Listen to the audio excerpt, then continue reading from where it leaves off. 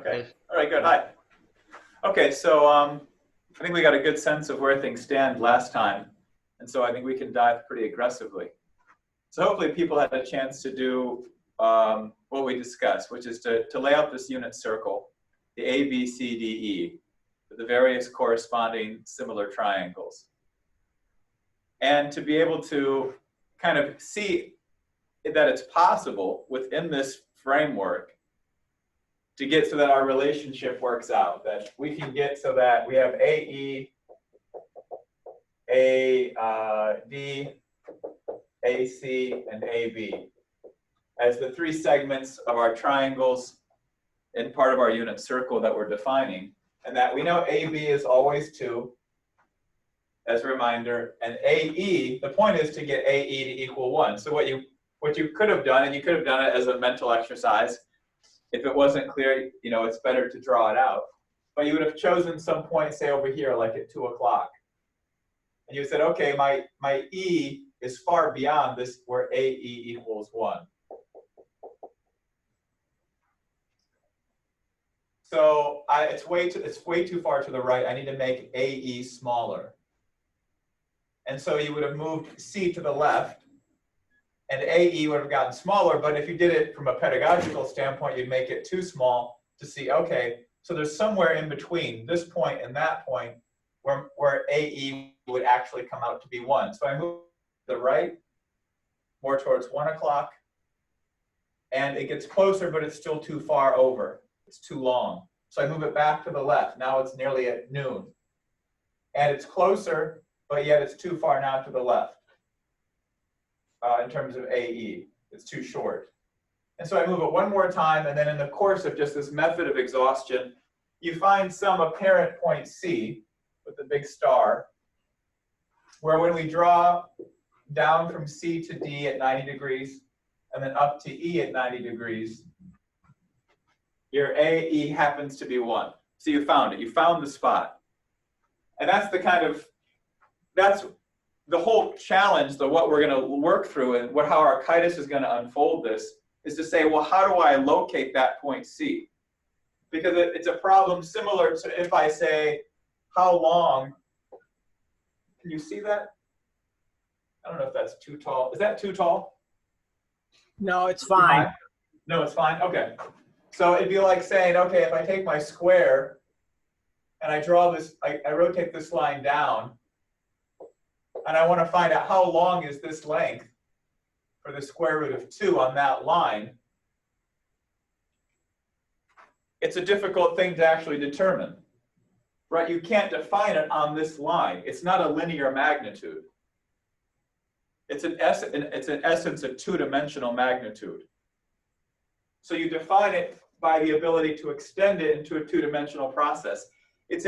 That's implicitly then, as soon as we do that, that's how Gauss is thinking of the complex domain. It's of a higher power, reflecting down onto something smaller, right? So it's a similar characteristic. You're never going to find the length of that. Well, the same is true if I wanted to define. Now it's a different question, because even though our challenge is to determine a length, Archytas has now defined this as a question of determining an intersection, or determining a point in space, which is really the same way that this was defined. Even though it's a question of length that we're eventually getting,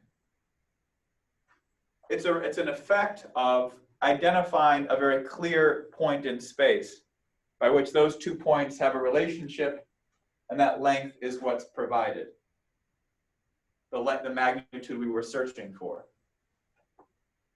And so if we take this two-dimensional, kind of what we call the unit circle,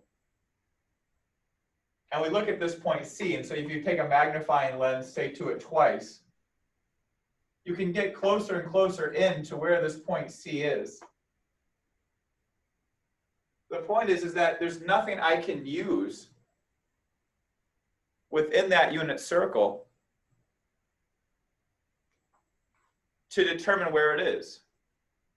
Now, this is an interesting question. It becomes a significant philosophical problem, because in an engineering practice, if you have, you know, Brian Lance went through this with some of the machining capabilities. We're down to like the 10,000th of an inch kind of machining capabilities. So if you took that kind of precision ability and did this unit circle and generated this activity and found that location, found this point C, and then could measure it to a 10,000th of an inch from the diameter from point B, and said how far up is that compared to the radius, how many radians, or how much distance along the circumference compared to the radius is it from point B to point C, you could say that's where it is. But the same is true with this conception. So in Architas's mind, and the kind of mind we want to approach this with, which is really the reason we're doing this. I mean, simply to know how simply to know how to double a cube is nothing, but it's the way that Architas thought about it. And it's this ability to know beyond simply, as was raised with that quote from Lynn in last Saturday's discussion, to get beyond a discrete or arithmetic manifold, to look at something continuous, to measure something of a continuous characteristic, and yet to know it with great precision, not to know it with kind of an ambiguous gestalt, a feeling, an intuition, which is how people leave these questions. It's how art is left. It's how pieces of music or appreciation of these questions are left, because there is no arithmetic metric. But what Architas is able to demonstrate that we can come to know with even greater precision and perhaps even greater aesthetic if we're willing to think about how it might be solved. So this is the problem. The problem is ultimately defined in this way by Architas, by these self-similar triangles, kind of this embedded logarithmic spiral in the circle. So he can create these relationships that where if AE equals 1, if this is true, if AE equals 1, then AD will equal the cube root of 2.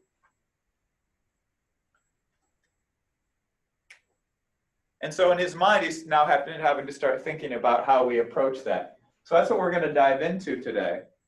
But does anybody have any questions about, if you did or didn't do the homework, do you have any questions about what this is and why I'm defining this question of point C in the way that I am? Because that's really going to be how the basis by which Architas unfolds this.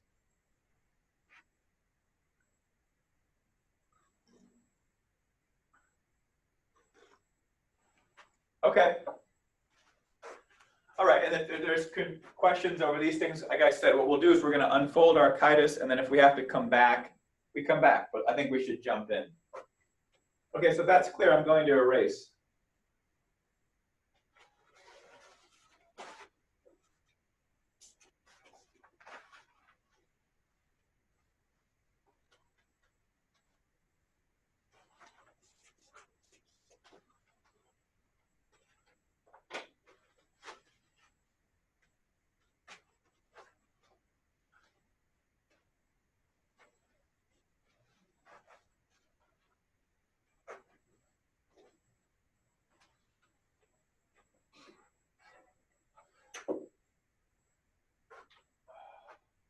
Okay, so if now we're comfortable with having an understanding of the unit circle,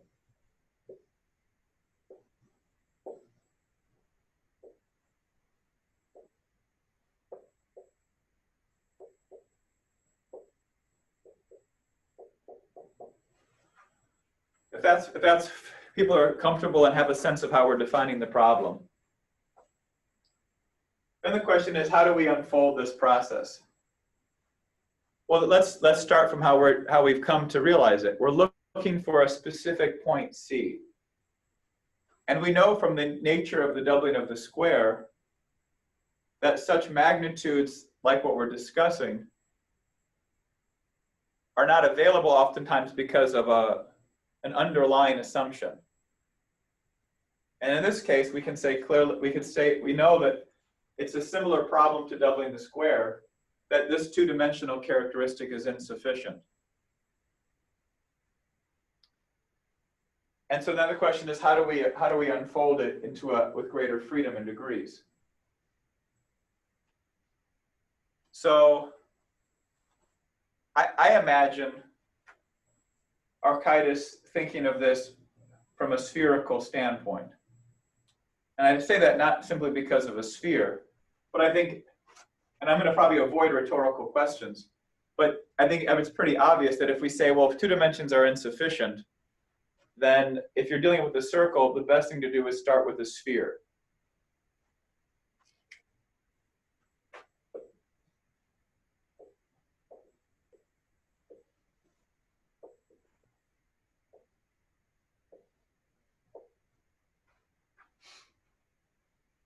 So there's our sphere.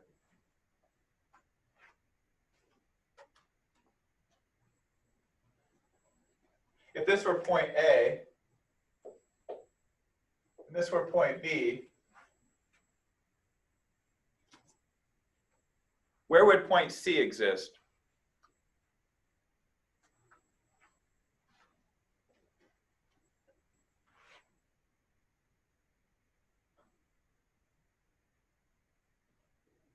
At the North Pole. At the North Pole? Okay, so someone thinks it would be up here. Anybody else have a guess? On that circle that forms the equator. Okay, somebody thinks it would be down here. Around the entire thing?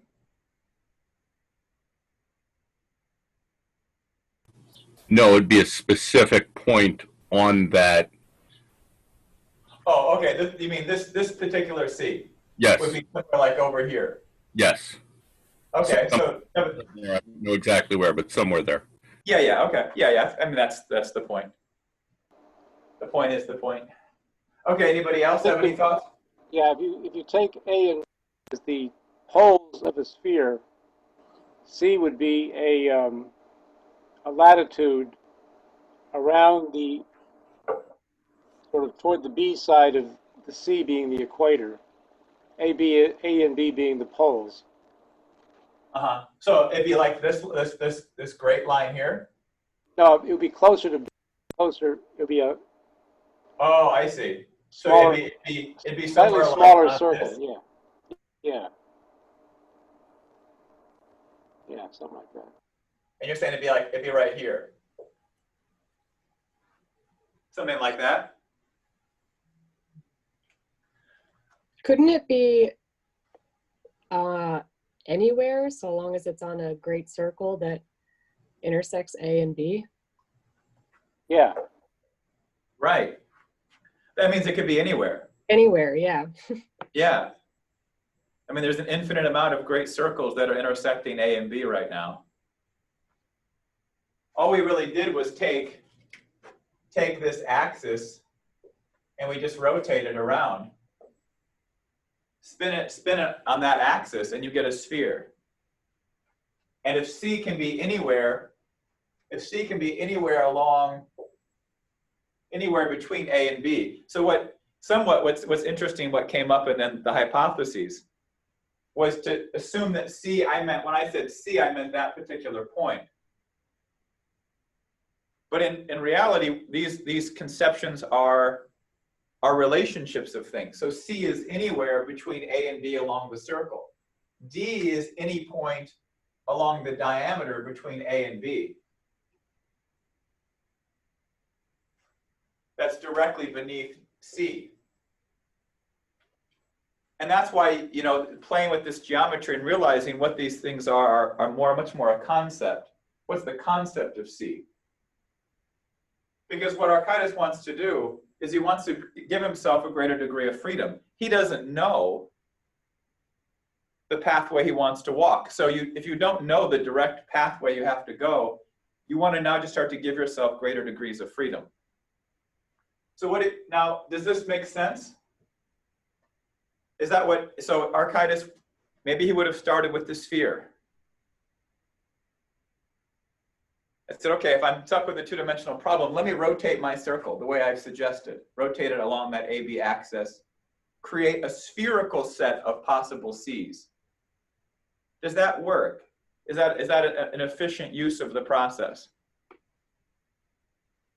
Certainly gives you probably much too much to work with.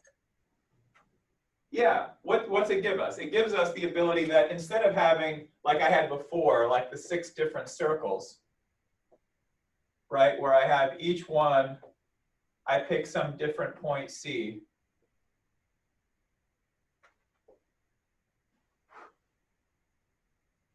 But instead of having to draw the circles separately,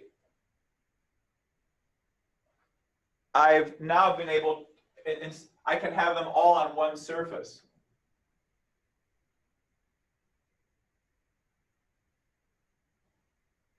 Does that make sense to people? That means if Archytas was, say, standing in the center of the sphere, you could see every single one of these possible triangles. What do people think about that? Is that something people can imagine, or are anybody confused by that idea? Not,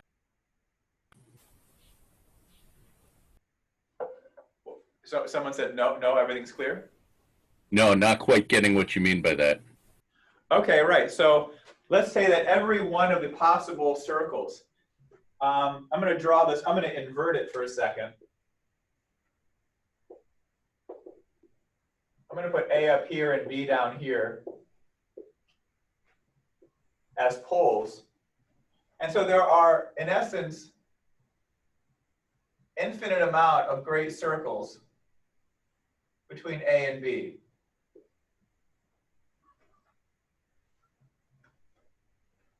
Does that make sense? You've become the foil, Kevin. Yeah, I get that. Okay, so then for every, and there's also infinite points between A and B, right? There are infinite possible points C. That makes sense, right? Yeah. Okay, Oh, so now for every possible, You're going to be forming a curve between those different potential C's on the great circles inside. So each one of the circles beneath those 4 circles there are going to be various different of those great circles between A and B, with the A and B at the poles, and Right. you actually have a curve between all of the infinite possibilities for that point C. Right, okay, good, yeah. So I'll just say it another way so people maybe understand it. But for every point C that we can have, we're going to have a distinct circle. And Kevin's describing that then that series of C's will create a kind of a curve around our sphere. So it'd basically be, it would start here, we'll say it starts closest towards B, so it would move this way, and then as we move farther up, if we move our circles around this way, C might start here, and then it would move further along the circle here, and then the next one, it might be here. That's how that would function.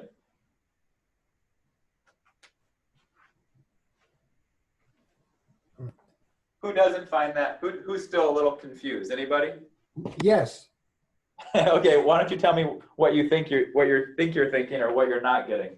Well, what I'm not getting is why are you moving from one great circle to another? Wouldn't one great circle suffice?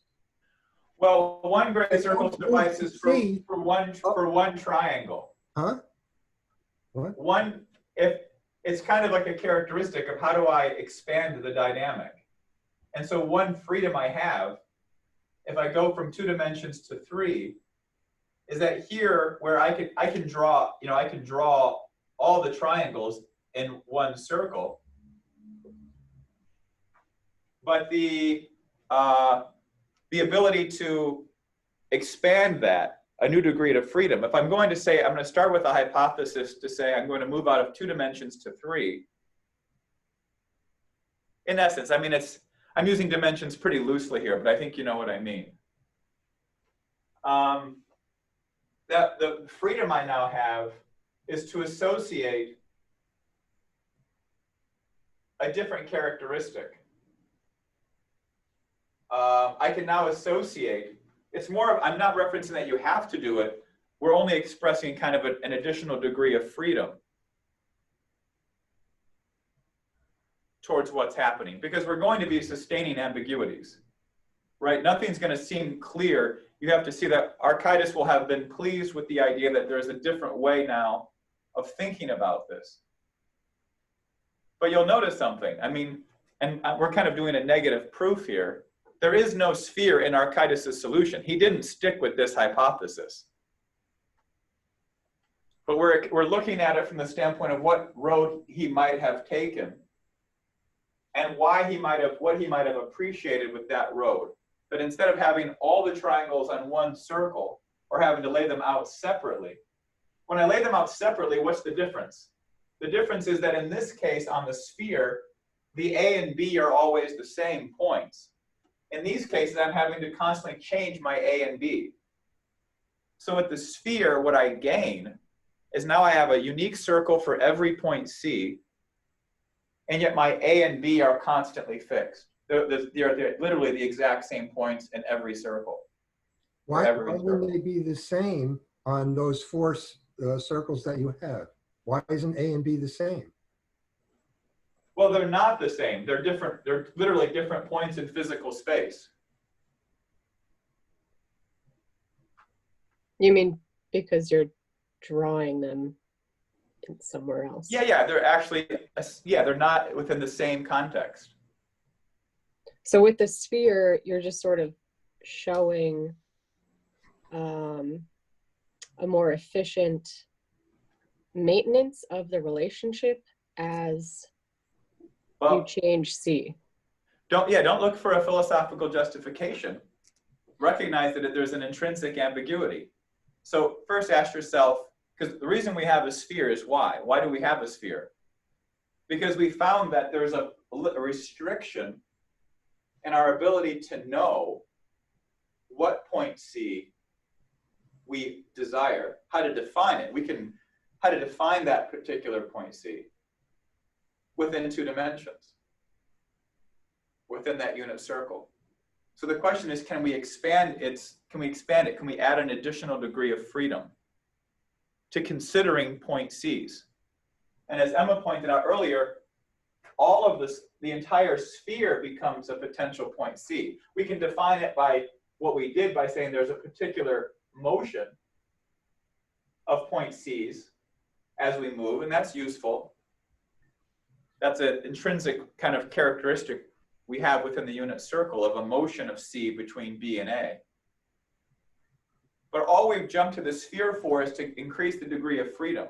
And so now we're just exploring what that degree of freedom is. Hey, Michael, why is it that the sphere on the left,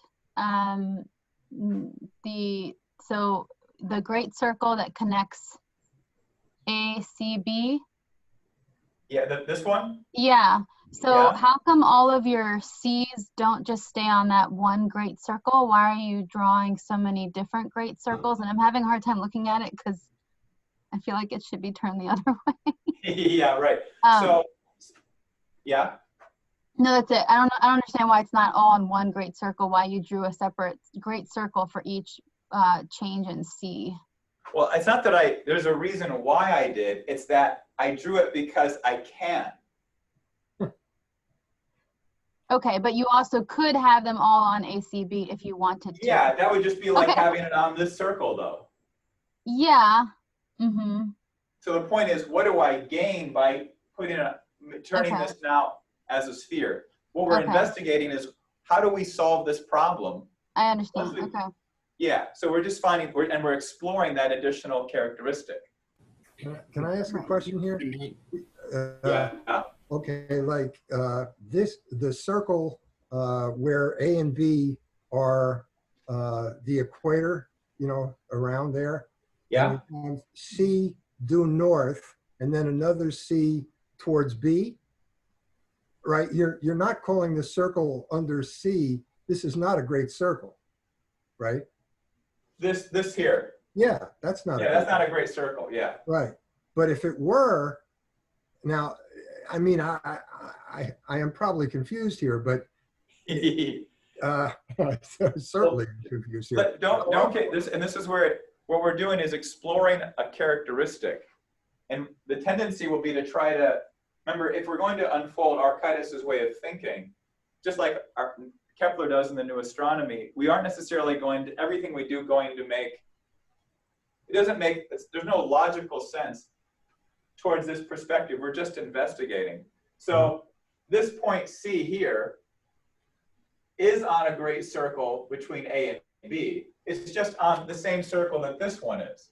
It's on this circle you see. It's this, that's the great circle that point C is on. The great circle this point C is on this great circle. Any All right. point you find on this sphere can be a point C connected between A and B on a great circle, right? At any point on this sphere now has become, you can almost define the sphere in an inverse way. You can say, take all possible C's between A and B in three-dimensional space. And what you would get from that would be a sphere, All right. or the surface of a sphere. Right? Because all we're saying is that C is always a point between A and B, somewhere along a circle of radius 1. So this is one particular circle. And if we rotate this circle around the axis here, we get a process. Now, people may be wondering, or there's a certain fight to understand this. Let's follow the logic through. And the reason I'm doing this as a negative proof is to set up the actual resolution, and so that there's a tension to the resolution. Can So I ask another question then? Because yeah, sure. all right, you have the central sphere that I just brought up, and then you have this one all the way on what is it, on the right, where A and B are the north and south pole. And what you did was you put points on the other great circles where C could be potentially, right? Yeah, Okay. it's the same sphere. I've just taken A and rotated it up here. Yeah. But that suggested to me that what you might want to be constructing is another, like say, another great sphere that intersects the equator, at a 45-degree angle, and locate your various C's on that greater sphere to use the to get to the point where you get a 1, and then 1 is a diameter of 1 for E. Well, AE. right. I think I have an idea what you're getting at because of the AE equals 1. But Yeah. let's just take one step here, and let's take for example these three different. Well, let's take a like for example here. Let's take this C on the back end of the equator, on the back side of the equator. Where is point D from that location?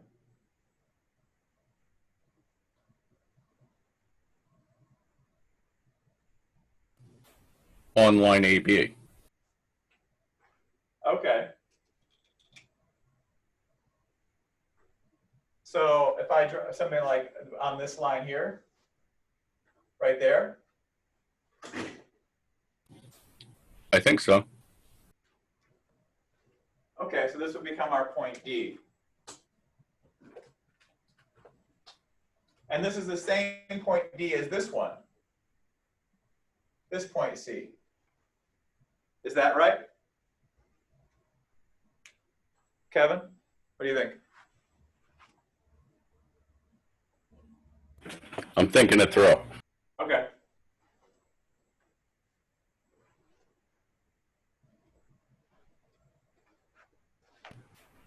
I think that the angles would be the same, but it's a different size circle there. Oh, yeah.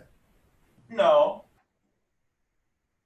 All I've done is take this C on this circle on the back end of the equator and the C on this circle here. And I've gone down perpendicular to AB. So this is perpendicular here, and this is perpendicular here. It might be hard to see that on the Zoom. Should I blow it up? Should I redraw that?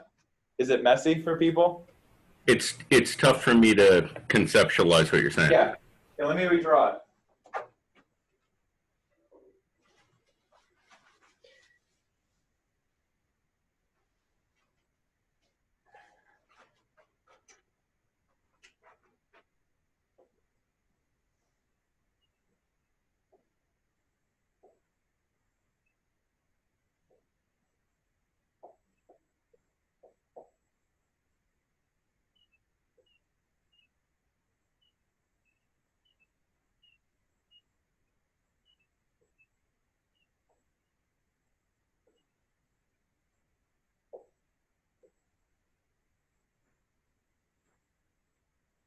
Okay, so I'm just going to start with the great circle that we see going around the sphere here. The one that's similar to our unit circle. And if I take this point C, I'm going to come down, and it's going to be perpendicular to AB. There's the center of our circle. Right, that's normally what we've been doing with our unit circle. It's like you took that equator circle and just rotated it up so that we could see it better. Yeah, but these are, and then the point though is that this point D here, if I take this point C, they don't have to be the same, well, yeah, they would have to be the same, right? But if I take this point and I draw it to that point where it's also 90 degrees, they come to the same point D.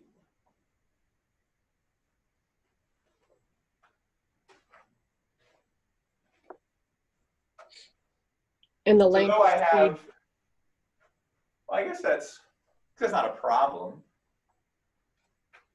In a certain sense, aren't you taking, from the flat triangle that we constructed on the circle, when you put it on the sphere, aren't you more or less spinning AC, D, or ABC around inside a sphere? Yeah, A, B, C are getting spun, right? Yeah. Yeah, that you can kind of see it because it's almost as if these are like the same points going and rotating. Right. Yeah. So what we're kind of confronting, and we could try to dive into this more, but it would get a little bit more tedious, and it might take some imagination as well. But it's hard to draw this. But I think what you'll find is that there's a problem here, that even though we've added a dimension from the circle, the symmetry of the sphere, its perfect symmetry, becomes a bit of a limitation. We need something a little bit different. Can I ask a question, Michael? Yeah. Because I don't quite understand two things. Is your line that the one that goes from the C that's toward the top of the sphere down to the D, that's drawn along the sphere, right? It's This line? that's on the surface of the sphere? This line? Yeah, No, this line is drawn from C down to the diameter AB. on the sphere, on the surface of the sphere. No, not on the surface. No. The line. It's an interesting question, but that you could consider it that way. But what we've said is that the loci of all points C are on the sphere, and that in that case, if all the points along the sphere are C, then the points D are going to be all along the diameter. Okay. Now, my second question is, in 2 dimensions, obviously D moves all over the place. And you're saying in 3 dimensions it doesn't? No, no, no, no, no. So if I move to a different point C, if I move to a different point C over here, then D would move over here. But what about the C that's in the middle there? This C here, Yeah, that one? yeah. Well, that has the same point D as this C. I don't understand why. Well, because it's the same distance from B. Oh, okay. The arc difference, the radial difference from B is the same. Oh, okay, thank you. Yeah. If I chose this point right here in the center of our equator in the front of the sphere, the D would be right here in the center.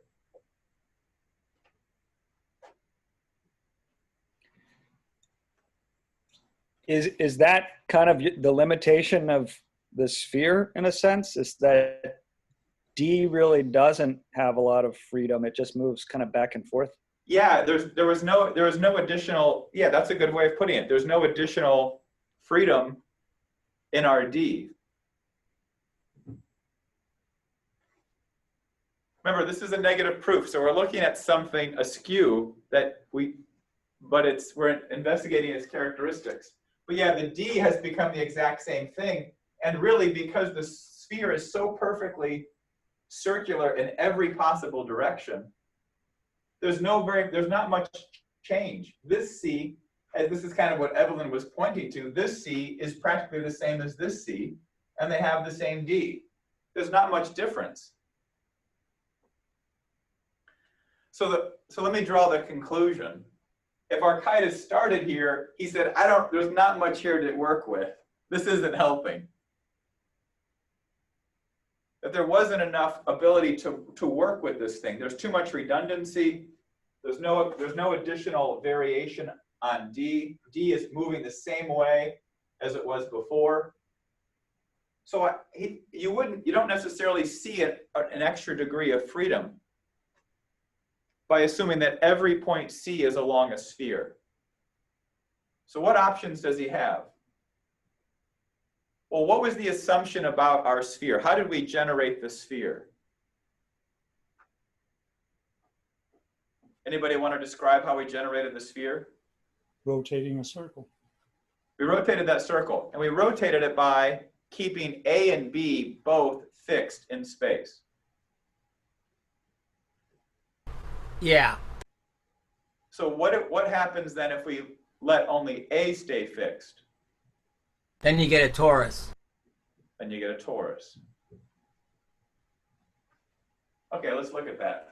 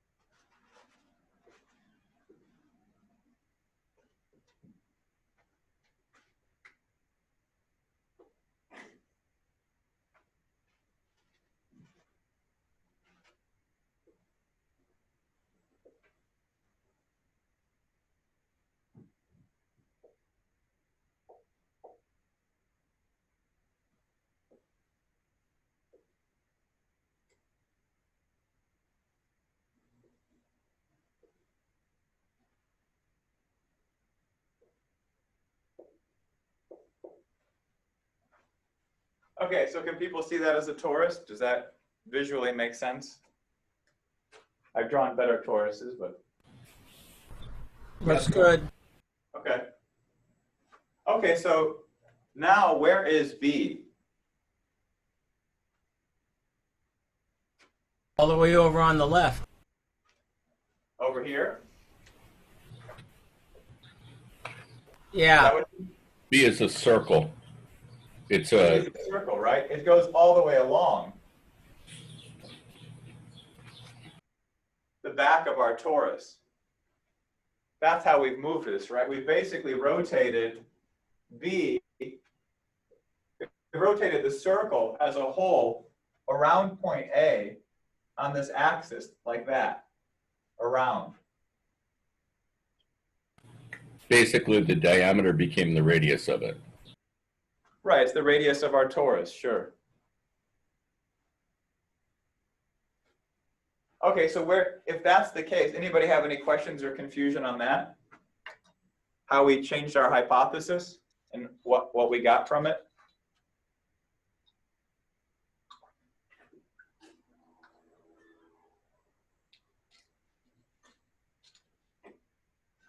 Okay, Well, so now, where is, oh, go ahead. I was going to say, well, now D can be anywhere within that circle, that AB, radius AB circle. Right. Okay. All right. Well, let's think. Let's start with, instead of starting with D, let's start with C. Where is C? Anywhere on the surface of the torus. Anywhere on the surface of the torus. And we really, because we never moved to the bottom, right? We didn't need to, because there's perfect symmetry again. So really, we're just dealing with the top half. We can just say, just for, I think, for the thinking about it, just think of C as everywhere along the top of the torus. Does that make sense to people? That the entire top of the torus is now some possible C. I can draw something to make that more visually clear, but do I need to?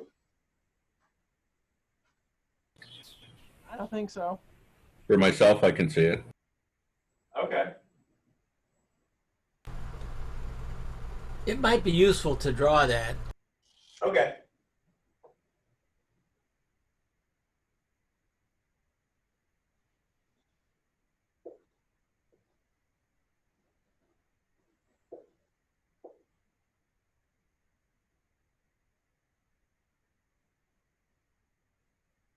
And so now we have this main circle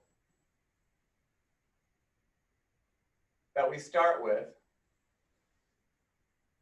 And now we have another circle going around. And if any of these points can be a possible C, if any of these points can be a possible C along this first circle, then as I move B around, then any point between A and B along a circle can also be a point C, which means the entire surface of the torus is some possible C.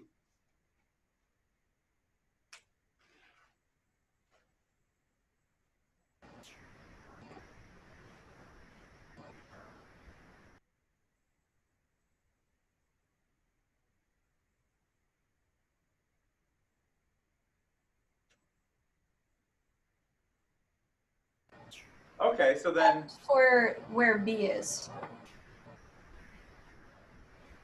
say it again. Or maybe it can be.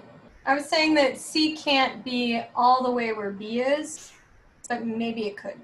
Oh yeah, you could have, if you start here at the very edge where B is, really B, C, and D all converge at that point. And then as you start to move C over this way, then D would begin to move this way. But they could all begin and converge at point B. You just have a very, very infinitesimally small triangles.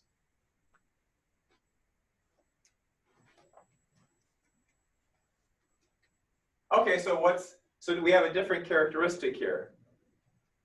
In some sense, I imagine now Archytas is not standing in the center of the sphere, he's standing at point A. He sees everything now from point A. And he's got to figure out from point A, because now for any possible point along that torus is a valid C. Any point on the torus is a possible C. And for every C, he's got a unique B. He's got a very unique characteristic. He's got a unique circle in some sense. I mean, it's, well, we have to restrict it a little bit first. So let's start restricting it. We know the relationship of C to D is vertically straight down.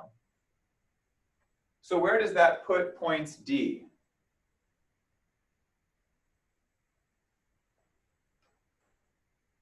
From the standpoint of the torus.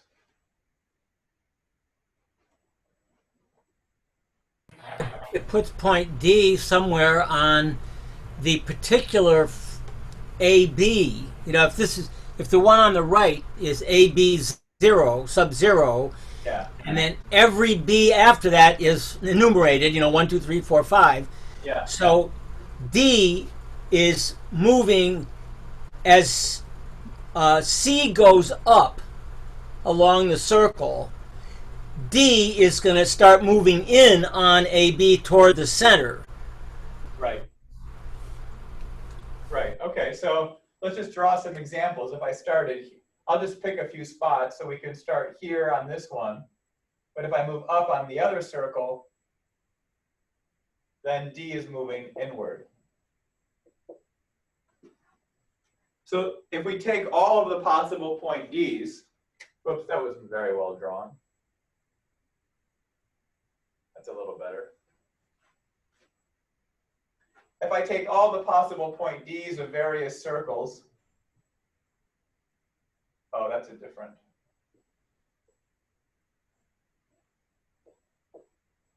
The one thing all of the Ds have in common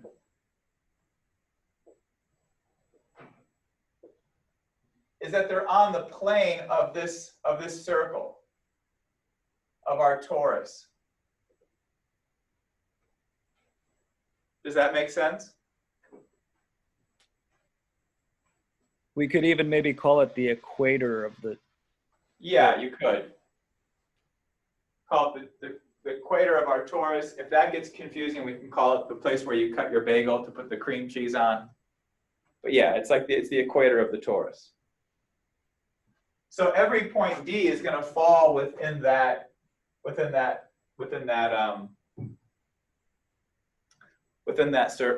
one plane.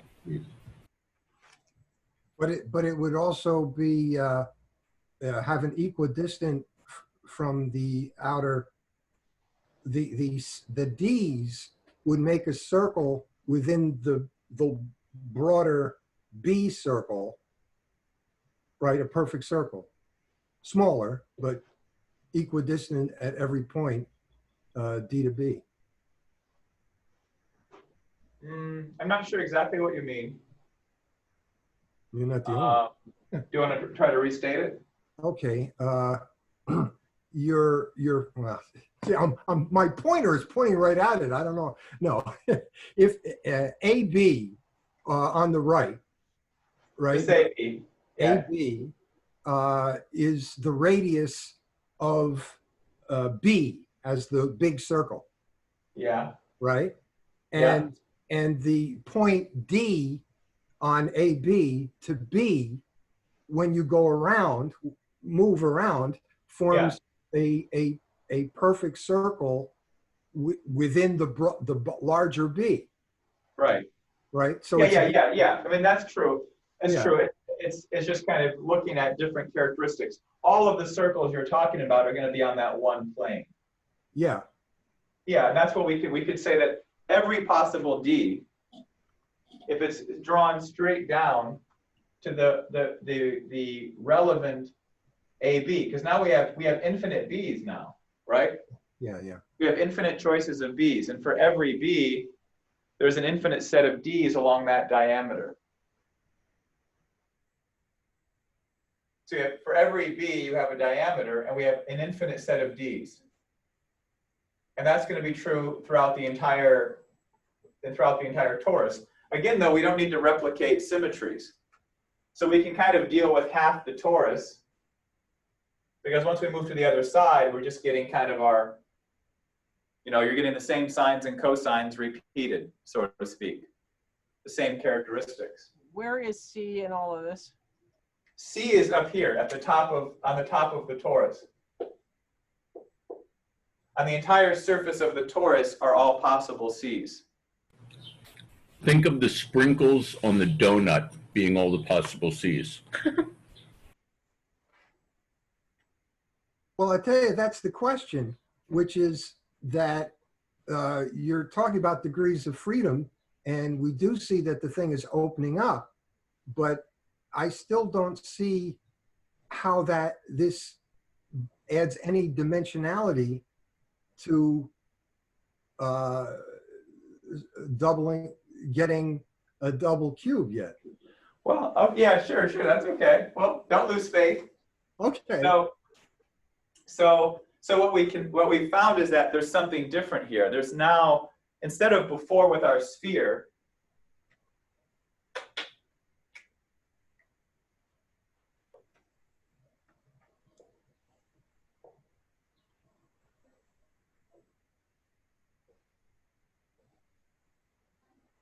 where if we had A and B here, all of our D's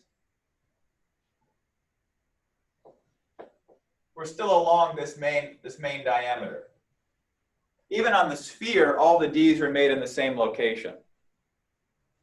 Well, we've gotten a certain change in this regard now, because now we've taken all of our possible D's and we've made them an entire surface in itself.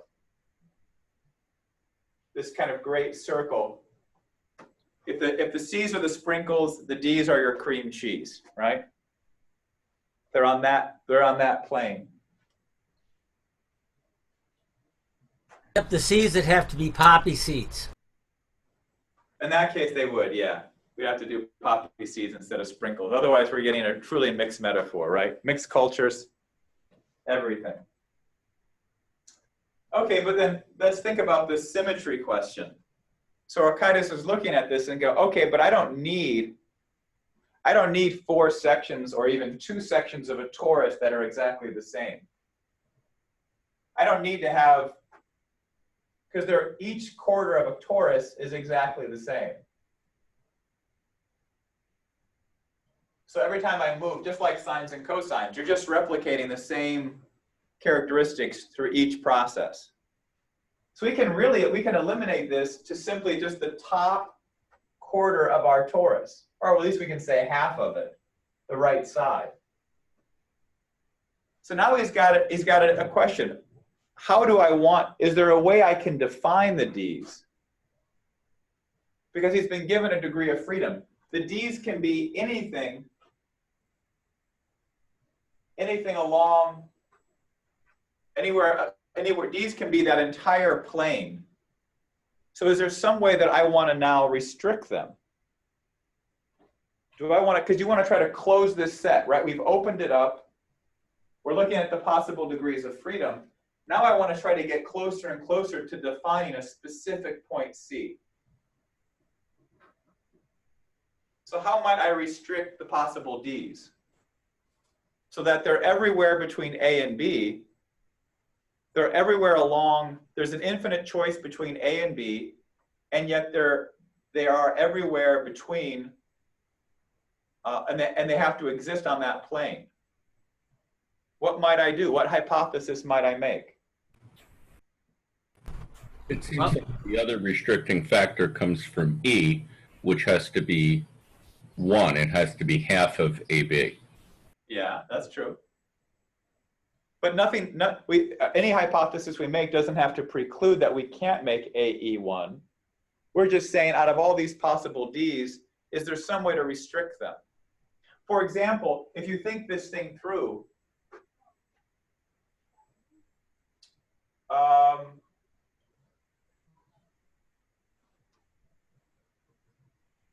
let's just hold off on, you're considering E, but just think, what hypothesis might we make that would function for a subset of all, or a set of all possible D's, defined now as they are on that kind of plane of the torus, that central plane of the torus? If we start with C at B sub 0, and for every motion toward the back of the torus along the circle defined by all the B's, if we say that every subsequent C is always moving up around the torus as it moves back, that would form a continuous set of D's, which will repeat. I think by the time you get where B is directly behind A, it should repeat because of the way the B is going back, and C would be keep going up, and at a certain point it has to start coming down toward A. Okay, yeah, that's right, that's right. So then let's think about what we did with the sphere. Remember this part of the sphere? If I make A and B,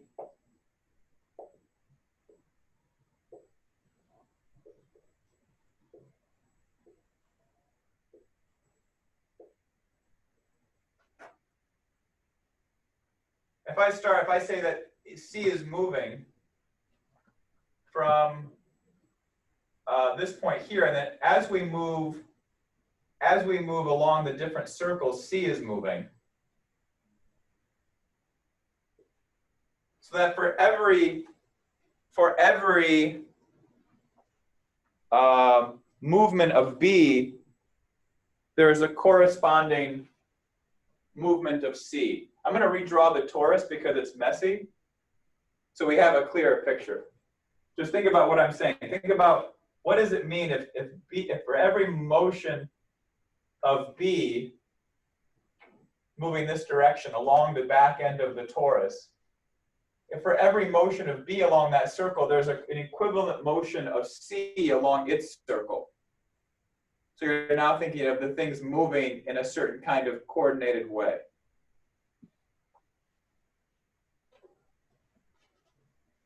Yeah, I think it would mean that when you get, I guess the question is when does C reach its maximum height? And it would seem like 90 degrees, just like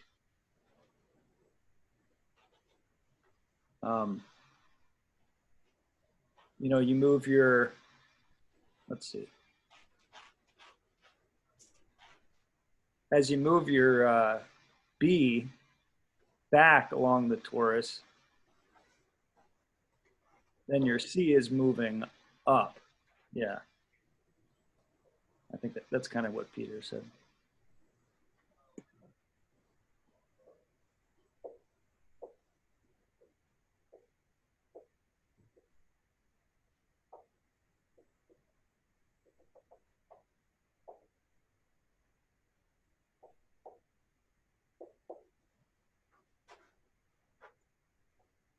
Okay, so there's our torus.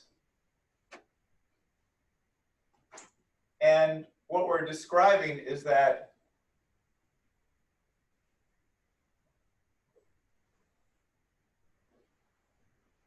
as B moves along the back end of the torus, along this line,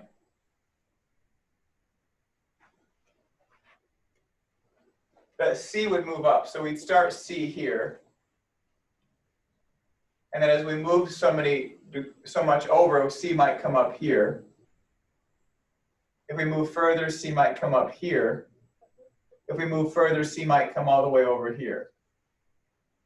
This being the top of this is being at the top of our line. And then now it's coming down the circle. Like it's moving this way down the circle.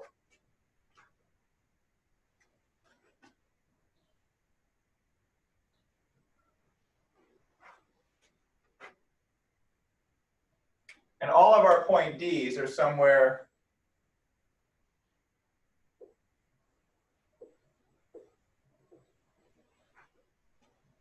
on that surface. Can people imagine what's happening?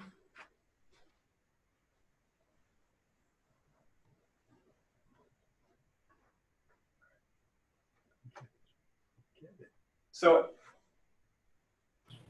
Those vertical lines, C to D, yeah, really end up defining a cylinder. okay. Yeah, so let's just start with the Ds. So what Kevin's getting at is what shape now is taking place. And it's not so much that it's imposed upon Archytas. It's not imposed upon us. But if you imagine that happening, you imagine this kind of degree of freedom, that now if I have infinite circles, right, I don't have to have each circle laid out with an A and a B and then another A and another B, and I pick my C, etc. We're now able to maintain this process and give ourselves an infinite possibility of C's along the surface. But now I'm letting the process move. As I move around from one circle to the next, I'm also moving my C. I'm making each circle then, each circle, in the case of the sphere, I'm making it a separate point C. I'm giving myself that every possible great circle on the sphere would give me a separate point C. That's what we were kind of playing with. There's a kind of, you can see it's a kind of playful thing you would do. You know, having to put these in separate circles, to draw them as a method of exhaustion, doing them all in one circle. And you know you have to expand this. So once you expand it, there's a natural tendency. It's like a natural expression. But we move to the torus. I'm not sure that that's, well, can people see what this is? Is that expression clear of different circles with different points B?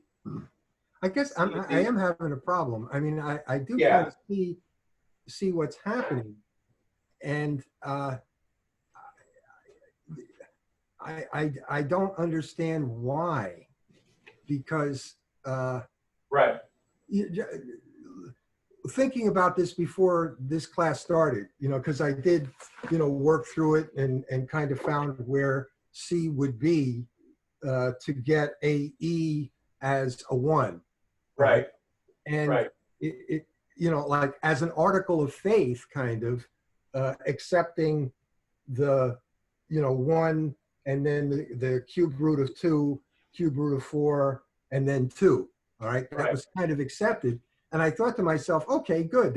I found the answer. All right. Yeah, right. Right. It was by approximation, certainly, and it's certainly inadequate. And so I say to myself, okay, prove it. Right? What proof can you possibly make that would be the side of a cube that would double the 1 side? And the only thing I could come up with, you know, is not anything like what you're doing, but is to cut it out and build a cube and see if it would hold a volume twice of what the side of 2 would be. Right, yeah, that's just a basic engineering type Yeah. of question. If you were machining it, that's what you could do. Yeah. Yeah, so what we're doing is we're trying to give ourselves a higher degree of freedom. We intrinsically know we're dealing with powers. Right? If we start with the doubling of the square, there's an intrinsic characteristic of powers. You can't solve the problem simply on the line. And the way a line doubles itself does not suffice for doubling the square. You intrinsically have to, the square is operating at a higher power. To act upon the square efficiently, you have to consider that higher power. But it's somewhat a child's type of investigation, as we know with the Meno. So Archytas intrinsically knows that. That's part of their thinking process. Right? Their thinking process is to say, how do I give myself greater degrees of freedom? Why did I just think that I should linearly extend the square the way I did? Or how, you know, finding the diagonal of a cube.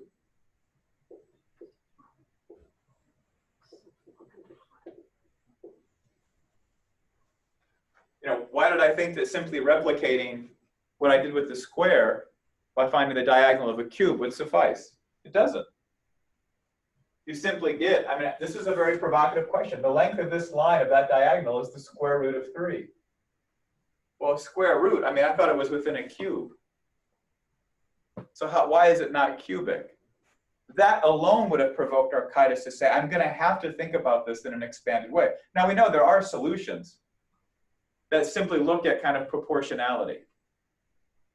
But Archytas also wants to unfold the nature of the way that this Platonic Academy is thinking. This classical culture, this pre-Euclidean culture, how they're thinking. And he found a unique way of defining the problem, right? Because we could have defined the problem in different ways. Eratosthenes comes up with solution. Menaechmus is somewhat algebraic, somewhat interesting. Some, less, maybe in some cases less so. But nothing profound as Archytas. And there's a quality of expanding our degree of freedom. So if I take another circle, and I take another circle,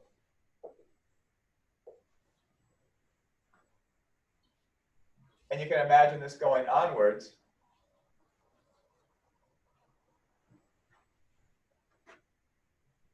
I'm getting a certain plane of activity. And all these diameters are these diameters, this AB, where D moves along it. So I know D is everywhere within this process. So Archytas is thinking, well, can I restrict the D's? Is there some way that I can restrict the D's as a possible set? So what would you hypothesize? You don't have to deal with the entire area of the torus. There's redundancy as soon as you go beyond a quarter of the torus. It has to give you a degree of infinite choices between A and B. And we'd like something beyond, and it's not going to be simply along one line. It's going to intersect every line from the back end of the torus all the way to point B. But there'll be some option. There'll be some way of thinking about where D might be anywhere between the back of the torus and B, any of those lines, any of those circles. So I would think, at least what Archytas considers, is what if we say that instead of having all D's on a diameter between A and B, a straight line, as we also got with our sphere, what if we let it be something different?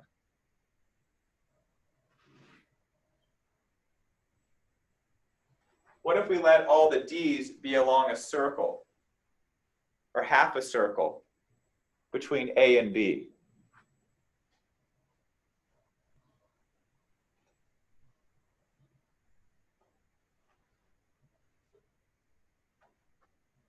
Does this circle give us infinite choices between A and B? It does. Does it fall? Does it intersect every possible radial line? From A to B here to B back there, does every single one of these lines intersect that circle? It does. Will that give me an infinite choices of C? Well, for every point D, if we go straight up,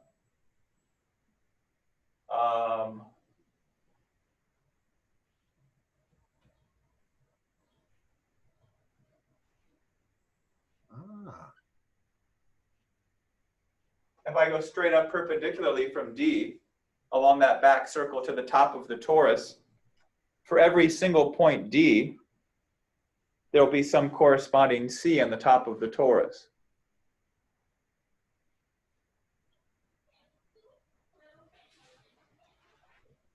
All right, I got it. Am I muted? Yeah. Yeah, I hear you. Oh, I'm sorry. I didn't know I was, okay. I'm starting to see where you're going. So he's looking at what you create, and then you say, okay, it's kind of like a sculptor. They have to work with the marble. Once you set up a hypothesis, you've laid out something. We started with the sphere. And because of the symmetry of the sphere, there wasn't much freedom gained. There wasn't anything really unique about the process, but we kept A and B both fixed. So in this case, we said, let's let B rotate. Let's give ourselves an infinite choice of B's along the circle, the great circle of the torus. And then on the top of the torus became all the possible point C's. And then if that is the case, then we say, well, where are our D's? Where did our wonderful little D's go? Where did our little baby D's go? Well, they're everywhere. If the surface of our torus is all C's, then our D's are all along where those diameters A and B are, directly beneath point C somewhere, straight down, a plumb bob down from C. Well, Architas would see a certain freedom in that, a certain kind of, okay, that's where my D's are. But I don't need every possible D. I just need an infinite set of D's somewhere between A and B. I can restrict this. As long as I have a corresponding C, remember, all he needs is a corresponding C to D, and that there's a relationship between A, this D, C, and some B out here.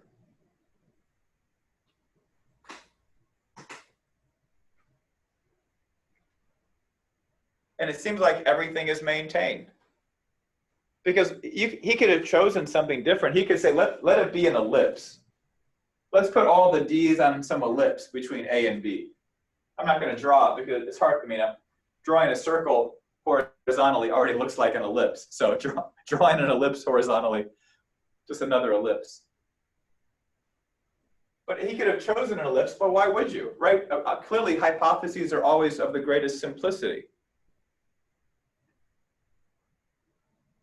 He just has to maintain the relationships of the definition of the problem, right? So you start with what you know is intrinsic, and you try to expand the field of options by maintaining, but also maintain your intrinsic relationships.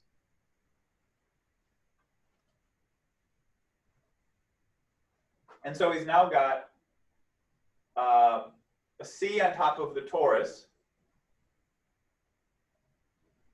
with a possible B for every C. Wonderful. You've got an A fixed. And for every A, B, and C, there's some D. Now that puts a restriction on it. Once we set those D's, we've added an additional restriction. We've restricted even our possible C's. And the possible C's are now the intersection of the torus with our new surface. This is what Kevin was identifying, because if I take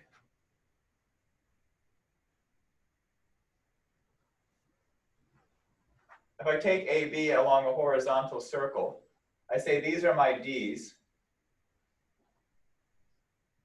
and then I draw upwards. What do I have? Well, I have a cylinder. If I draw upwards towards C,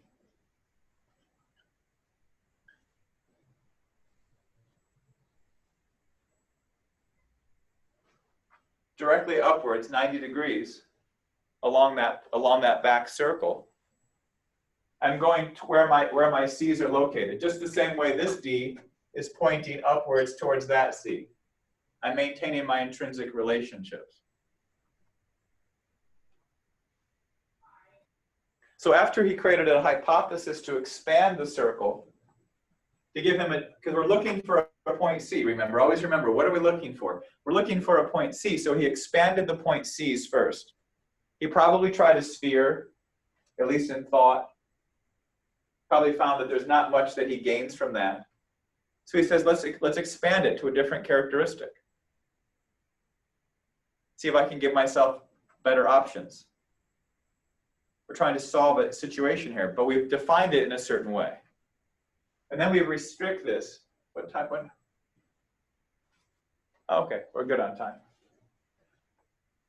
So let's restrict this because we have all of our D's now along that surface, around that circle, that equator, or the great circle of our, the cream cheese. But then he says, let me restrict it further. Let me put a binding on D. Can I? Does that work? Is there any? Do I violate anything? Do I lose some relationships, or do I gain anything? So let's look at the intersection now of these two surfaces.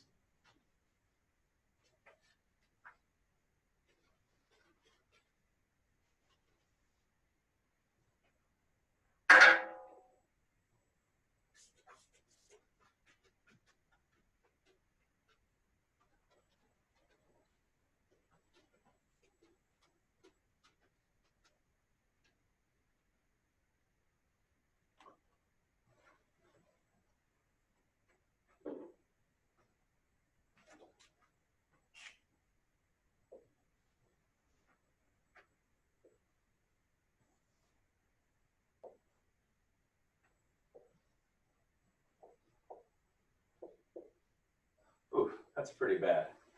Let me redraw that.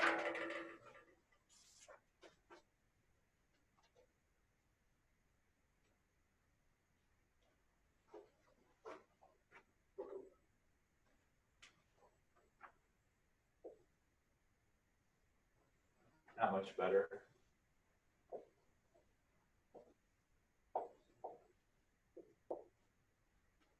Oh.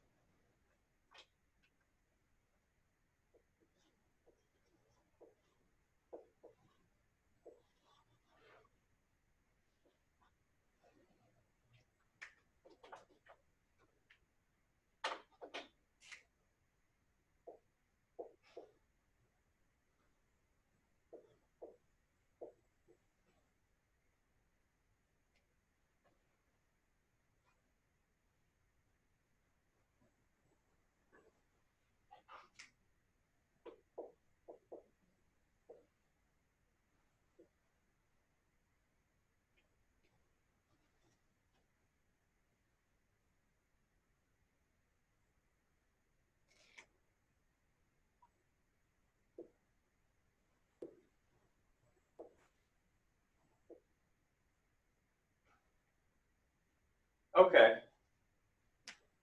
So here's now the intersection of our two surfaces, where if I wanted to, I could draw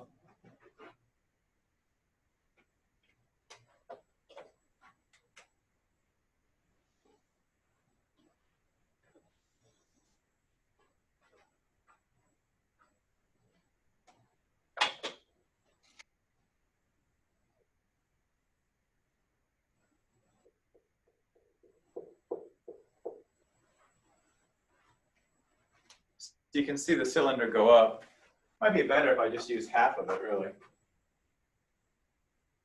You can see it better.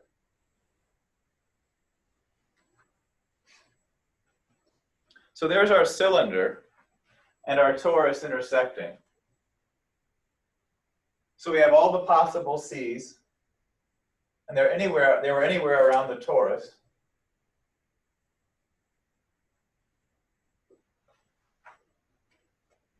And then we introduced a circle of D's underneath them, along that great plane of the torus, the central plane, the same plane that our B's are. And what we have is a cutout of a red line of all possible C's that have a corresponding D, A, and B. And it's probably worth drawing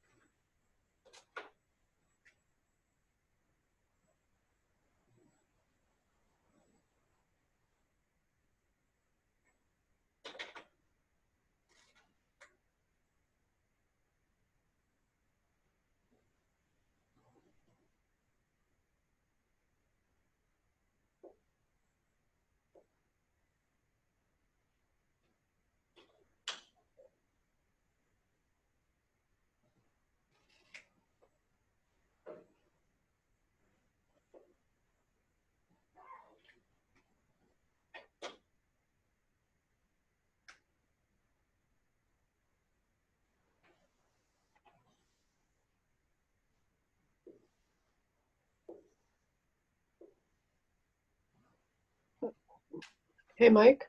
Yeah. I had to step away for a minute, so if you want me to just go back and watch it, I can do that. But how do we know that the D's form a circle? Well, it's more like a let. It's a let. It's not so much that they do, and that's the thing, is that a process of hypothesis, you're creating something.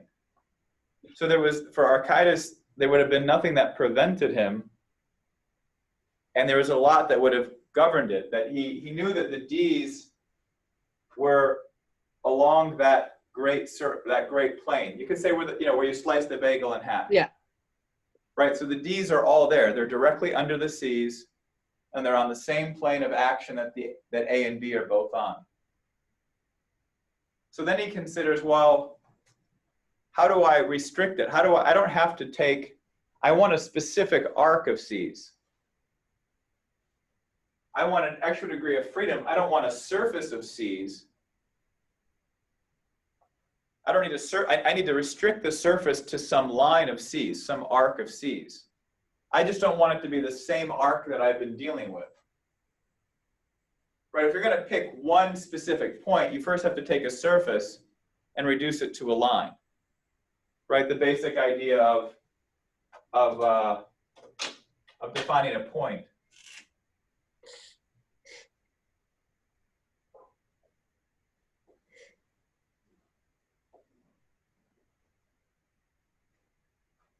Right, we take two surfaces, intersect them, and we get the dotted line.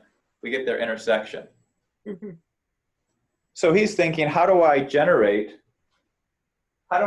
some particular set of C's? When I say set, I mean I've got this huge surface. How do I reduce that down to some smaller set, some arc?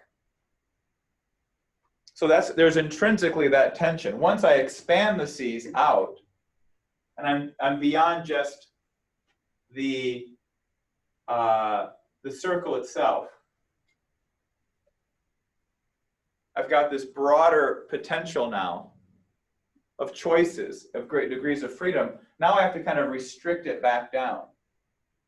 I've got to start to build something from that. And he's considering, well, I now have this set of D's. These D's are now along the surface, this plane of the equator of our torus. so there's so it's kind of like a let. Well, what would happen, what were to happen if I make the D's not fall upon the radius or the diameter between A and B, but now along the arc of a circle between A and B? Yeah, I was confused on that same question too. And Yeah. the way I figured it out was if you looked at the circle on the left there and you looked at every point, just that circle far on the left, every point of those D's on the diameter, because you're trying to find an infinite number of D's, if you took every one of those D's and rotated it up to the top of the circle, you would get the same length. So it's like for every point on the diameter for D, you just rotate up and you'd hit one of those points on the circle. That's how you get every possible D. Anyway, I don't know if that helps, but it helped me. Emma, does that make it clear? I think so. It seems to me that what he's doing by doing this process is allowing you to kind of unfolding the different possible relationships of A, B, C, D, so that you can see several of them at once rather than just the individual ones that you see when you have it in a circle. Yeah. I mean, what we're doing is we're playing. We're playing. I mean, imagine what is Bach doing when he's composing? Why does he create 24 preludes and fugues and then do it again?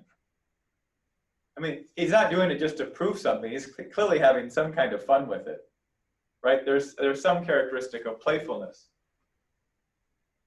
And so Archytas set himself kind of a baseline with the torus, a baseline that he feels like he can work with. He set himself something that gives him something that changes the dynamic in a way that adds something. There's a change in symmetry. There's a change in the characteristic, unlike the sphere that we first played with. But also by doing that with the D's, you still allow for every possible length of D. Oh yeah. Yeah, that's what I wasn't, I get that now. Okay, got it. Oh yeah, sure. So you can see here are the various D's. So if we start D here, there's going to be a length for D that's now as well, I mean, it's a funny question, right? There are now more options for D than there were before. There are infinite points in the line, in the diameter. There's infinite.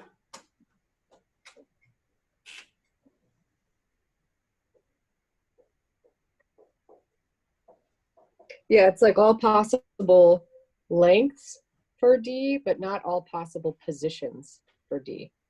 Well, there's no difference. Yeah, right. No, not all possible positions in terms of how we've created the torus, right? Yeah. The same is true for C's, because once we set our D's to be this, we've restricted our C's to be a particular set of C's. Yeah, but we're now making the task solvable. We had a surface of C's to choose from, a sea of C's, and now we're getting to some kind of knowability. We've got now some arc of C's with some arc of D's. So the question now is, well, and hopefully, first we want to make sure this makes sense, and then we've got to look at, well, where's the AE relationship come in? That's what we've got to consider.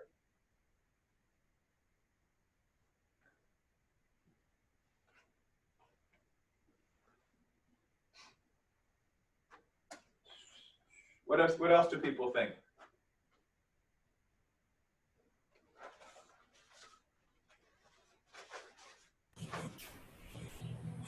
It seems to me that either way, you still had an arc of infinite C's, and a range of infinite Ds.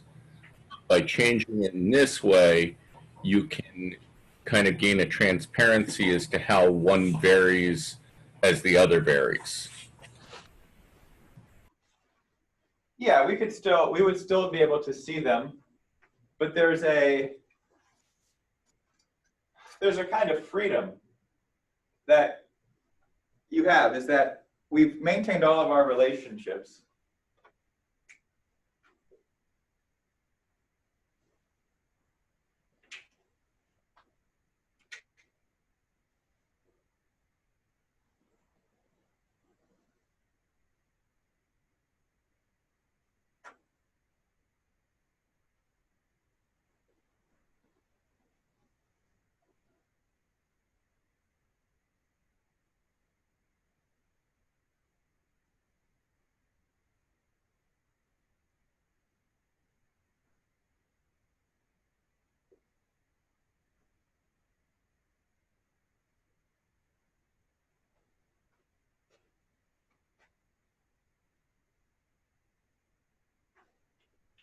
So in our torus, we now have this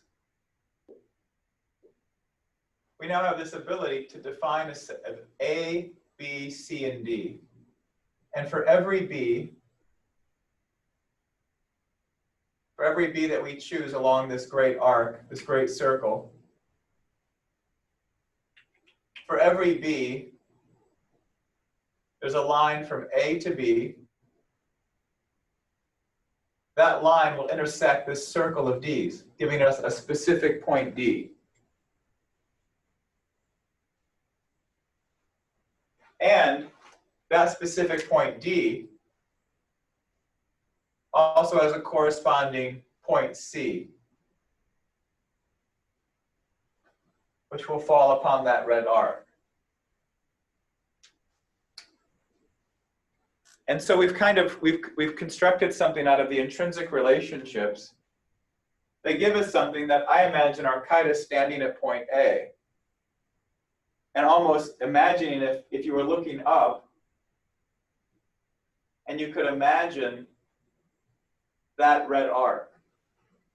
Because there's a characteristic to that arc, right? There's a characteristic to this torus.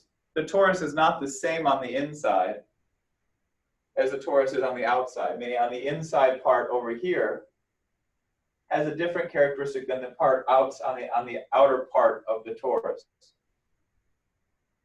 There's an intrinsic change. It's not symmetrical. So we've got a funky kind of curve here. This red arc is very abnormal. The inside part you would describe as negative curvature, like the part of your neck here under your chin. The one part curves out this way, the other part curves in this way. So there's concave and convex circles. Whereas like the top of your head, the bald spot in my head is concave in both directions, or convex, however you want to say it. So the inside has a certain curvature that the outside doesn't. So that red arc is very anomalous. It's not normal. It's not just another circular arc. Each C, for every point B, there's a D now intersecting that line that gives us a corresponding C. And every C falls upon a nice unit circle, a circle of A and B on the diameter and C somewhere along the top of that circle. But this red arc, this is something totally different. There's an intrinsic tension between that cylinder and that torus that are giving this possible set. And Archytas is, yeah? Sorry. So does every... Let me finish. Let me finish real quick. Sorry, yeah, go ahead. Archytas' challenge is to consider, how do I find now that point C? If I'm standing at A and I can see this red arc of C's, how do I choose now? How do I find the one I need? Which is where AE equals 1. Well, can I make a suggestion? No, hold on. So the question then is, because I want to make sure people can think about it, and I think we're getting close to time. We got a little time. So that's what we're going, now if we go back to when we have the unit circle, this question of AE equals 1, can we now deal with that differently? Can we set up something that may not have been there before? Because for every point C, there's now a separate circle. It gives us a completely different degree of freedom. It's going to take some time to think through, and we'll just keep developing it. But hopefully people can understand this relationship of how we got to the intersection of these two surfaces. That's where we want to kind of, if we can hold that tension today, if that's clear, then we'll have a good place to launch tomorrow. So I think maybe Maria first and then Pete. Are you saying that every infinite length of C is on that intersection line? That red line? There is every point along that red line is some possible legitimate point C. And does it represent all infinite possibilities of C? Sure. I mean, that's also true within the circle. You have every possible choice of you have infinite choices of C. It's the kind of characteristic that, what's the underlying characteristic of your infinite? So that's where I get really tripped up, and I think I get stuck every single time. Well, actually, I didn't get the D before, so that's a new development. So I get the D now finally, but I don't understand how the infinite length of C was generated. Well, it's not that we had, think of it this way, it's actually a reduction. So what you said, if you understood the torus, at the top of the torus, or the sprinkles on the donut, however you think of it, are all possible C's. Right. Well then, Archytas has to pick one of those. If you have a surface, and you say every point on this horizontal plane is a point C, and you want to find a specific point. Well, before you can find a specific point, you should probably find a specific line where your point will exist. Right. So for Archytas' mind, he just has to find some set of C's on the top of the torus that have a corresponding D and B, so that there's an A, B, C, D relationship. That's what he's got to set up first.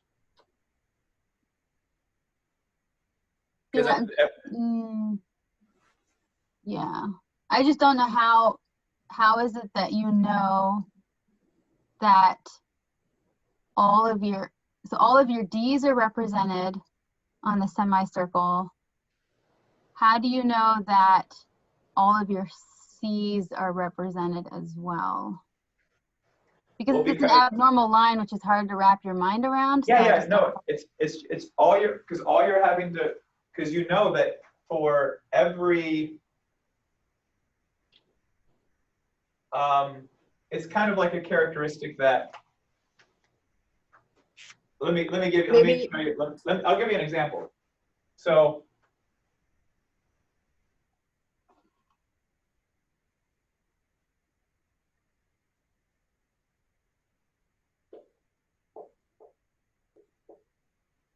okay, this is point A and point B, and these are 4 different lines connecting them, right?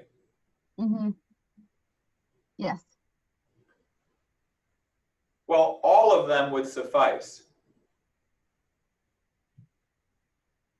The question to get from A to B.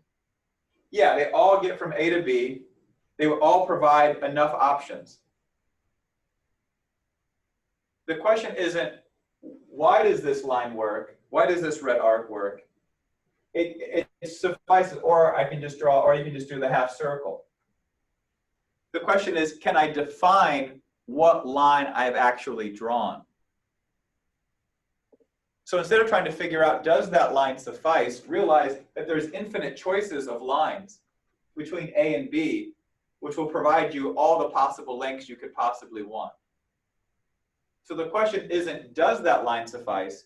The question is, have we been able to define that line in a knowable way that maintains the relationships A, B, C, and D? So you could also think of it like, if you understand that D, Maria, Mhm. then if you take every point D and then project it up to the torus, Right. then you've created all of the possible points where C and D have a relationship. Yeah, because you know that C is on top of the torus. Okay. So you've got all the possible Ds, and then by projecting upward, you create all of the possible Cs with that D, which is all the possible Ds. I think I could get it if it was a semicircle, but because that line is abnormal, I just Yeah. Well, it's Getting really good. But don't get lost up in the reason I'm doing this is just to make a philosophical point. He could take any arc he wants. He could start from this point B, and he could draw any line he wants to on that torus and come back to A. And that would give him sufficient choices. And it would give him more choices than just the circle would. Right, the circle gives him infinite choices of C. You're saying, I'm sorry, you're saying did you say any line that goes on top of the torus, it doesn't have to be a great circle? It does. No, well, this red line isn't a great circle. That's what I know. Well, that's why I almost got it, but I'm just asking. So why is it that you're saying any line on the top of the torus would give you infinite number of C's? Well, why is that? Well, it would give you, because even the circle does. The circle gives you infinite choices of C's. Right.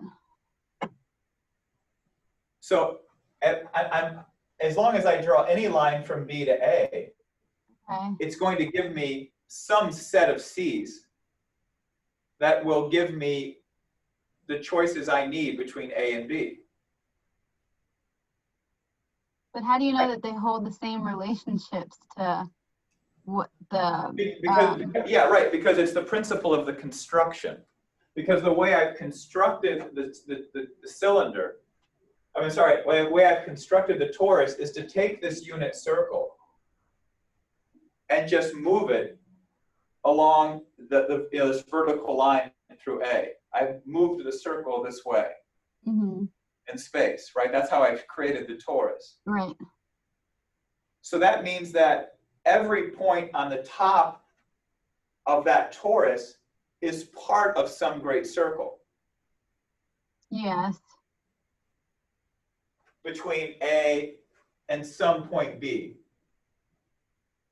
Whether B's here or B's here or B's anywhere along the equator of our torus, there's some circle, perfect circle, just like our unit circle.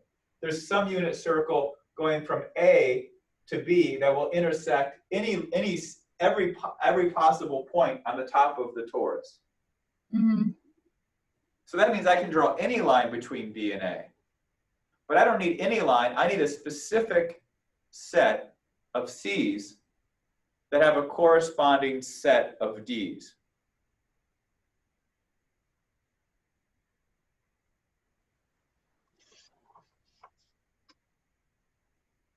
So it's not that he chose this line.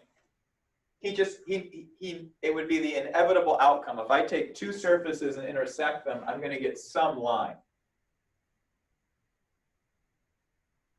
So he had to think about, how do I want to define the D's? If you define the D's as a circle, or a half circle in this case, to be specific, but we could say it's a whole circle. It's useful to do so. If I define the D's as a circle along that plane, then I end up with an arc of C's that are directly above D, because that's their intrinsic relationship. Right. And so what I'm left with is this very funny irregular red line. Okay, maybe one way of thinking about it is just that you actually have to maintain that relationship between C and D no matter what. So maybe you're actually limiting it down to the possible C's. Right, exactly. If that makes sense. Okay. That's it. Okay. All right. Yeah, and I'm okay with that for now. So that funky line just becomes a funky line based Okay. on the intrinsic relationships. Yeah. All right. Thank you. Yeah, that's good. That's what makes this fun. Okay, Pete, you had an idea. Yeah, well, you know, the object now, we've got A, B, C, and D. We need E. And we know that E has to be the length 1, which happens to be the radius of the circle of D's. So you just pick that radius up from the center and move it until you intersect the wall of the cylinder, and that will define the A, B, C, D, and E you need. Yeah, good. Yeah, that's right. That's the right idea. Yeah, we'll get to that probably more next time. Are there any other questions or thoughts on the intersection? Yeah, hey, Mike. Yeah. Mike, we came a little late. Now, what's E again? What's the segment E or the point E? E is if you're in our unit circle and you go up 90 degrees to that line, you get point E.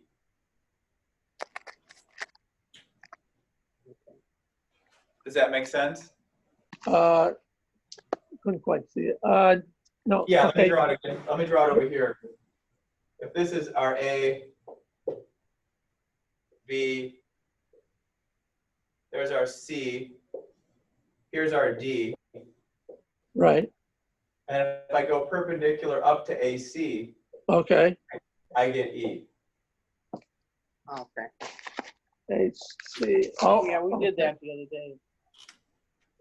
And that's what you just want to have these relationships. That's why it's useful to draw and do the experiment we talked about last week, is to find where AE equals 1.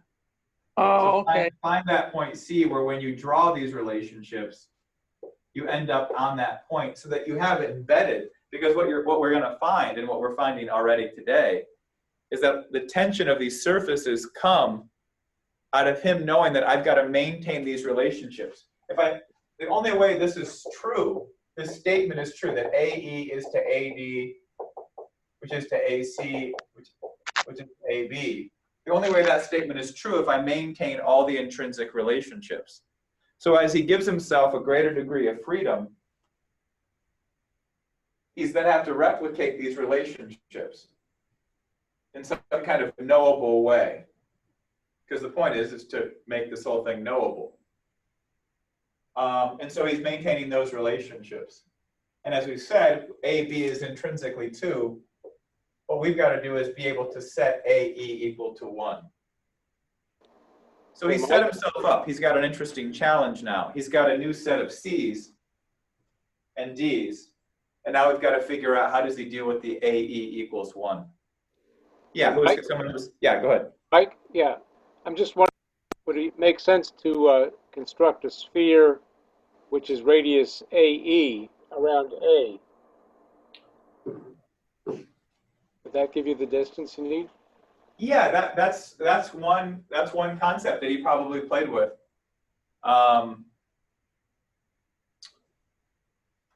Yeah, in some sense, that's what we're going to get into. Was how do we now deal with the AE equals 1 section of this? Right.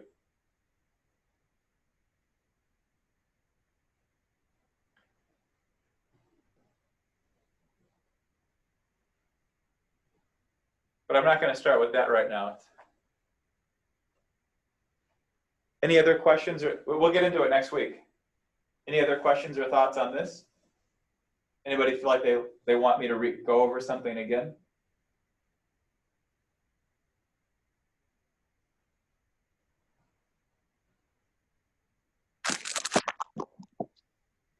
Okay. Silence is affirmation. People are clear. Hey, Mike? Yeah?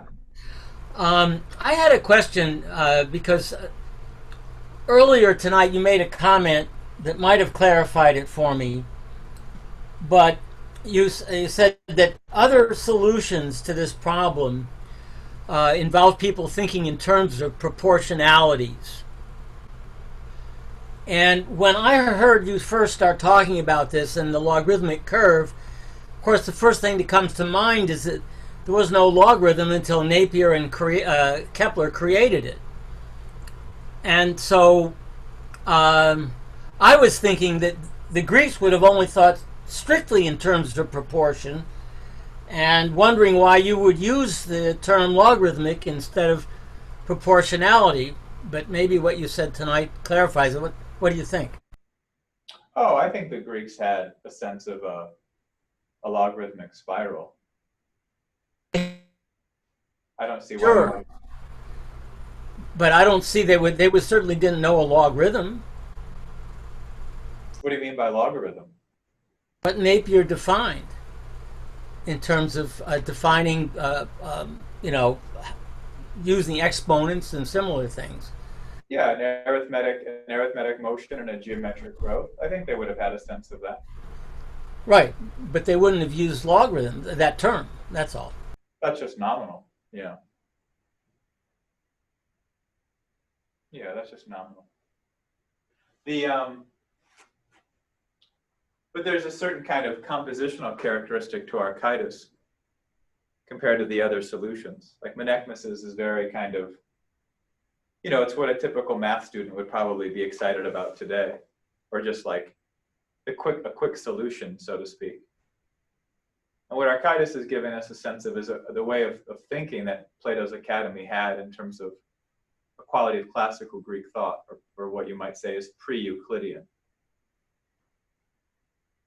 Because what Menaechmus does is very much, has a kind of an algebraic characteristic to it.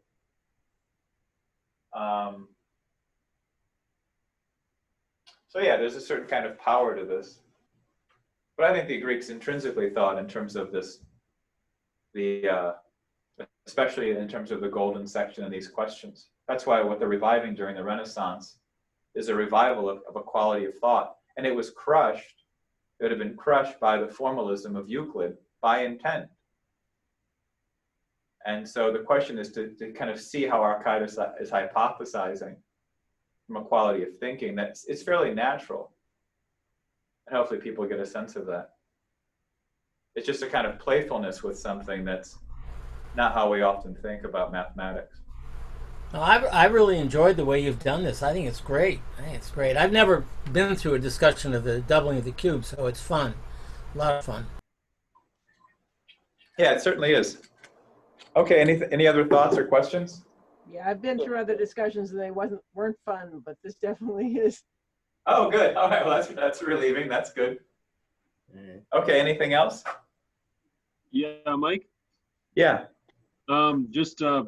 This is more of a comment than a question, but maybe it is a question. I keep thinking, or I thought from the beginning and from the beginning of the class tonight, seems like Archytas started with trying to isolate, or not isolate, but develop a degrees of freedom for C and then D. And I kept thinking, why didn't he start with E and then go from E to D and then to C? Anyways, that's just what I was wondering, because it seems like that's the one kind of fish that we're trying to catch. And it's funny. The last when I went through this material with the group here, I think in some sense he did. I think in some sense he did start with AE equals 1. And in some sense, it's not a question of did he start with it, but that really he's now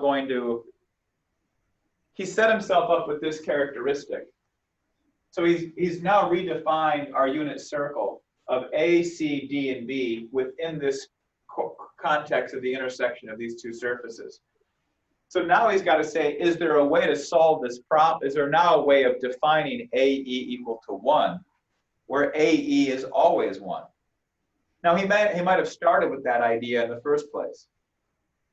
It's still a conception of expanding our degrees of freedom. but I found that people kind of were just looking at me and scratching their head. But I think it's natural to wonder and to recognize that he might have considered that first.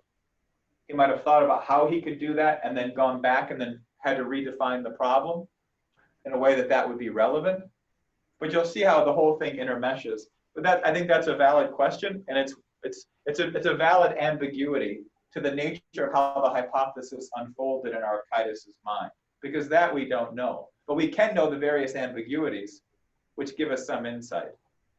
Because it's oftentimes not like a logical sequence. There is that intrinsic tension. So I think that's valid, yeah. I think that's useful. Okay.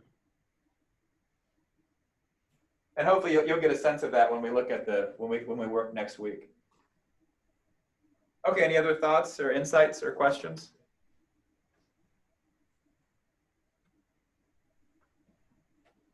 Yeah, I just thought that locus of D was brilliant.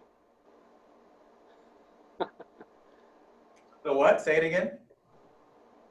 Defining the locus of D's as part of a circle was brilliant.